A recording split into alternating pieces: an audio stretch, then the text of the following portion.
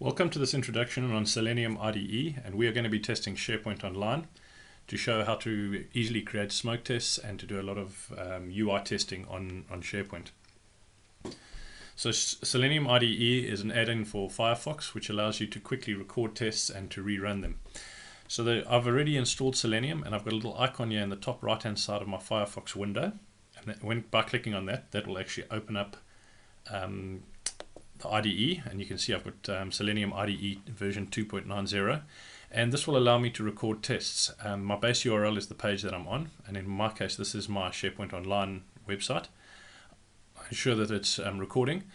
The next thing I do is I'm going to navigate around. So on my home page I'm going to say, oh okay, I want to go and look at the skills page which I created earlier. So I click on the page, and you can see this is a page that I created, and I've left a little marker of text, so we're going to do an assert or a verify to ensure that this actually works. So if I open up my IDE and I stop recording now, you'll notice that I've got a couple of commands. So the first one is it's telling it which page to open up.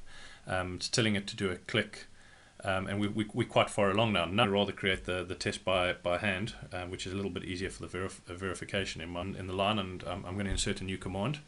And this IntelliSense here, and it kind of helps you, and I'll show you about how to target things.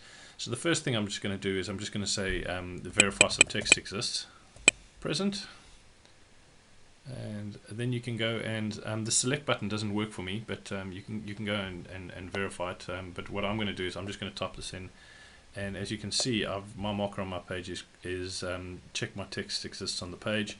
So I'm just going to start typing in that. So I'm just going to say check my, and that's good enough for me. And if you see in the background, it's going through, doing the click and finding the text hopefully. And you can see I've got a failure here, so